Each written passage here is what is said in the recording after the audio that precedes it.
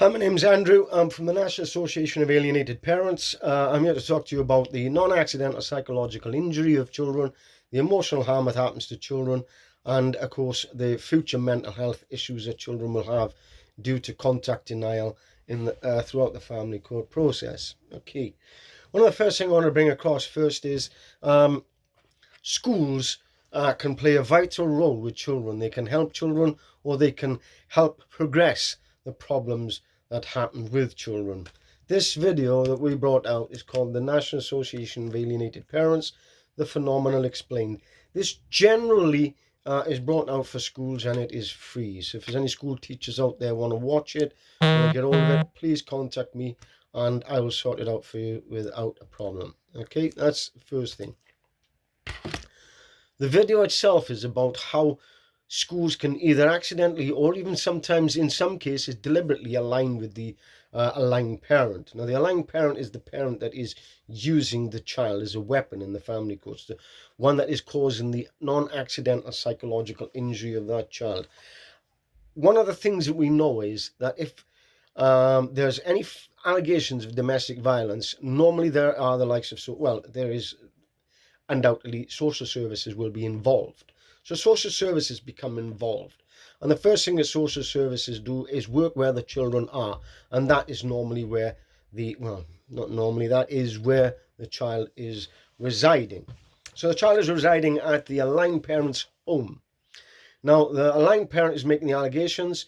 Social services is echoing these allegations around the aligned parent. So suddenly you have the child beginning to think, well, my mommy's saying this, the social worker's worried about this because of what my dad done, or vice versa, because this happens to both genders. It doesn't pick a gender. But then we have the schools that get drawn into this, and some very easily drawn into this by, well, I don't want my partner coming around here anywhere near the children. Social services are aware of the domestic abuse. I don't want them coming around you. So then the schools can tend to get aligned with it. So we brought this out to help people to understand: do not, under any circumstances, remove yourself from the position that you are in, and that is the paramountcy for schools is the children's well-being, children's welfare.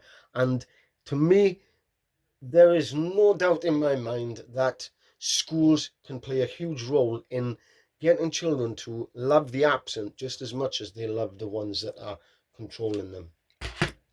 So there's that. We also have two other ones coming out, which is a child-friendly one and another one which will also help schools further. It'll also help parents. It will actually absolutely help anybody that goes through this, including the parents, right up to judges. So that's the position that we're in. We're doing everything that we desperately can to help these children, to stop them falling into the path that they could end up in. Through the process here, many people out there will not know that there are many parents take their lives through this. The reason people don't know is because the family courts, number one, are secret. Number two is because if suddenly a parent doesn't turn up because they've taken their life, that court case will just be vacated. There is no statistics, absolutely none. We get to know about suicides through the family courts from other people that's going through it, or they know them, or whatever else. That's how we get to know. There's only one that I know that actually links it, and that is in Hull itself, where we went before. But just as equally damaging is what the children go through as well. And when they go through probably the biggest transition in the children's life, and that is their adolescence, when they're going through the puberty, they're going through everything else, and all the changes of the body, the changes of the cognitive changes, the whole lot is all really starting to happen much more and much faster while they're going through puberty. And so the last thing that they need is to have been subjected to things when they are younger, and now the risk of that imploding or exploding when they start to maybe fail in academics, maybe split up in relationships, or anything that where the attachments are.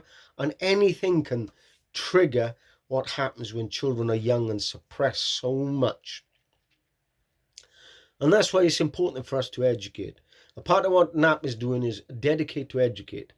We would need to educate people. We need to bring the awareness out there about what is happening to children. We need to get parents to be able to be parents after they split up. They may not like the other parent. Maybe that other parent's cheated on them. Maybe that other parent cleaned them out. Maybe that other parent did things that they shouldn't have done. Maybe this parent has not been able to compartmentalize things from their previous things with their parents, historical things. So we need to teach parents how to be parents. And we don't need to be waiting till family courts get hold of these parents to teach them. We need to teach them pre-breakup, pre-split up, before.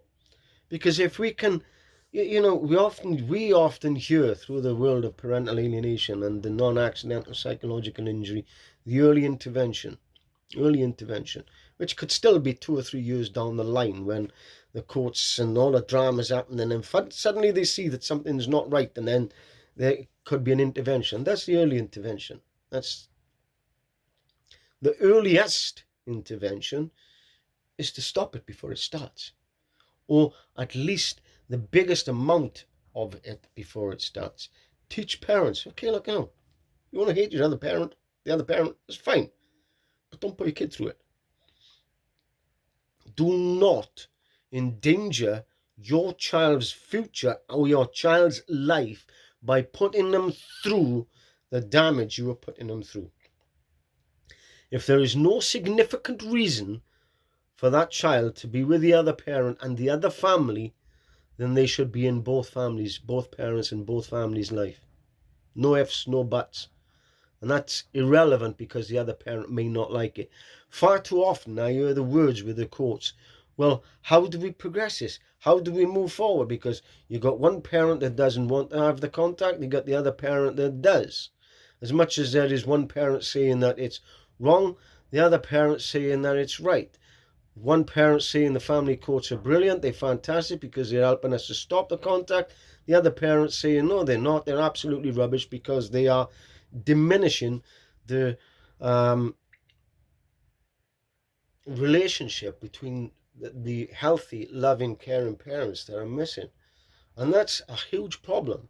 And that's because the likes of Kafkas, instead of choosing to go down the two roads that they were guided to go down, which one was domestic violence and the other one was the alienation, they chose one road and went just solely down DV. Now we know domestic violence happens, and we know it happens both sides. We know there are men that go through it, we know that there are women go through it. But we're not here to gendertize this. And I think as long as we keep gendertizing things, making it a gender, males, females, men, women, all men get it bad, all women don't. We deal with a lot of women, we deal with a lot of fathers. It surprised many people out there to know that there's over 40% women go through this. And that's not from a survey of 1,503 people. That's in general. That's the whole population with this, because we deal with so many people. We have 27,000 members plus on one group. We have 7,000, just about 7,000 on another. With all the other individual groups that we have, we probably have about 40 odd thousand people. And a lot of them are women too. But not just women, mothers. See, if you have over 40% mothers go through this as well as fathers. Times have changed. Now you have to remember that one half of the section that's going through this family-wise, there are grandmothers, there are aunties, there are sisters, there are nieces, there are nephews, as well as the male side of it as well. So it's not just one gender. This does not pick a gender. It does not pick a race. It's a huge problem. Massive. COVID, they'll deal with. Other things, they'll deal with. For a 51 billion a year industry, it's very difficult for them to figure out how to deal with this without possibly losing a lot of money. But hey, that's the statistics. That's the figures, I got from Sir Paul Coleridge in 2019 at a meeting there in London with the Minister for Justice and with the retired one, Sir James Mundy. Thank you very much.